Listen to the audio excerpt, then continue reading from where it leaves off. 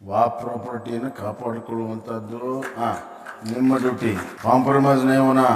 अगर कॉम्प्रोमाइज हुआ तो हम कुछ नहीं कर सकते, ऊपर वाले देखते रहते. तो जो खुदा का प्रॉपर्टी है वो लूट गया तो, और आप आंख बंद करके बैठे तो लूटने वाले से ज्यादा आप मुजरिम हो जाते हो.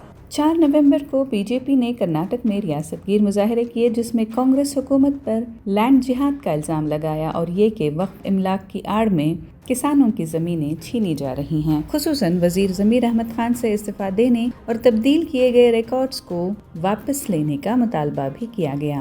इसके जवाब में वज़ीर आला सिद्धरामैया ने बीजेपी पर वक्फ इमलाक के मामले में मुतज़ाद मौक़िफ़ इख्तियार करने का इल्ज़ाम लगाया और कहा कि ये मसला सियासी फ़ायदे के लिए इस्तेमाल हो रहा है। उन्होंने निशानदेही की कि बीजेपी की हुकूमत के दौरान भी 216 केसेस में वक्फ इमलाक की मनसूखी के नोटिस जारी किए गए और सवाल किया कि साबिक़ वज़ीर आला बसवराज बोम्मई जो इन इमलाक के तहफ़्फ़ुज़ का अहद कर चुके थे, अब क्यों मुतज़ाद बयानात दे रहे हैं। बीजेपी के 2014 के इंतखाबी मंशूर में भी वक्फ इमलाक से गैर कानूनी कब्ज़े और तजावुज़ात को ख़त्म करने के लिए मजहबी रहनुमाओं के मशवरे से वक्फ बोर्ड को बाइख्तियार बनाने पर ज़ोर दिया गया था। ये मंशूर बीजेपी के दोहरे मेयार को उजागर करता है, क्योंकि उन्हीं की मौजूदा कार्रवाइयाँ उनके साबिक़ा वादों के सरासर ख़िलाफ़ जा रही हैं। सिद्धरामैया ने मज़ीद कहा कि आवाम को इल्म है कि ये मसला नया नहीं है और वक्फ इमलाक के बारे में नोटिस मुख्तलिफ़ हुकूमतों के दौरान जारी किए गए हैं। वज़ीर आला ने मज़ीद तस्दीक की कि कोई भी गैर मुनसिफ़ाना नोटिस या गैर मजाज तब्दीलियाँ वापस ले ली जाएंगी। किसानों को चाहे वो मुसलमान हो या हिंदू हो, किसी भी सूरत में बेघर नहीं किया जाएगा। सिद्धरामैया ने कहा कि वोटर्स को इस बात का इल्म है कि बीजेपी इस मसले पर किस कदर मुतज़ाद मौक़िफ़ अपना रही है। बीजेपियವರು ಯಾವಾಗಲೂ ಕೂಡ ಇಶ್ಯೂಸ್ ಮೇಲೆ ಫೈಟ್ ಮಾಡೋದು, ಸುಳ್ಳು ಆರೋಪಗಳನ್ನು ಮಾಡೋದು, ರಾಜಕಾರಣಕ್ಕೋಸ್ಕರವಾಗಿ ಪ್ರತಿಭಟನೆ ಮಾಡೋದು. ಈಗ ವೇರ್ ಇಸ್ ದಿ ಇಶ್ಯೂ?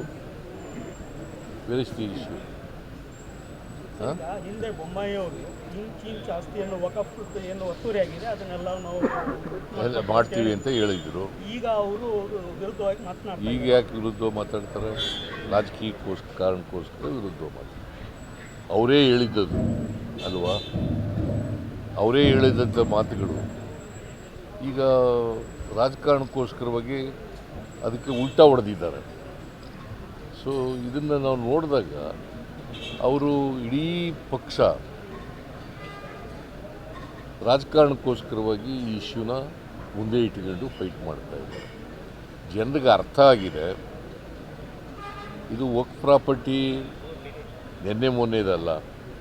ಅವ್ರ ಕಾಲದಲ್ಲೂ ನೋಟಿಸ್ ಕೊಟ್ಟಿದ್ದಾರೆ, ಎಲ್ಲ ಕಾಲದಲ್ಲೂ ಕೂಡ ನೋಟಿಸ್ ಕೊಟ್ಟಿದ್ದಾರೆ. ನಾನು ಭಾಳ ಸ್ಪಷ್ಟವಾಗಿ ಹೇಳಿದ್ದೀನಿ. ನಾನು ಎಚ್ ಕೆ ಪಾಟೀಲು, ನಾವೆಲ್ಲ ಕೃಷ್ಣ ಬೈರೇಗೌಡ ನಾವೆಲ್ಲ ಮೀಟಿಂಗ್ ಮಾಡಿ ಯಾವುದೇ ನೋಟಿಸ್ ಕೊಟ್ಟಿದ್ದರೆ ಅದನ್ನು ವಾಪಸ್ ಕೊಡಬೇಕು, ಅಥವಾ ವಿಚಾರಣೆ ಇಲ್ಲದೇ ಯಾವುದಾದ್ರೂ ಪಾಣಿಗಳು ಅಥವಾ ರೆವಿನ್ಯೂ ರೆಕಾರ್ಡ್ ಬದಲಾವಣೆ ಆಗಿದ್ದರೆ ಅದನ್ನು ರದ್ದು ಮಾಡಬೇಕು ಅಂತೇಳಿ. ಮತ್ತು ಯಾವುದೇ ಕಾರಣಕ್ಕೆ ರೈತರನ್ನು ಒಕ್ಕಲೆಬ್ಬಿಸಬಾರ್ದು. ಅವರು ಮುಸ್ಲಿಮರಾಗಿರಲಿ, ಹಿಂದೂ ಆಗಿರಲಿ, ಕ್ರಿಶ್ಚಿಯನ್ರಾಗಿರಲಿ, ಯಾರೇ ಇರಲಿ, ರೈತರನ್ನು ಒಕ್ಕಲೆಬ್ಬಿಸಬಾರ್ದು.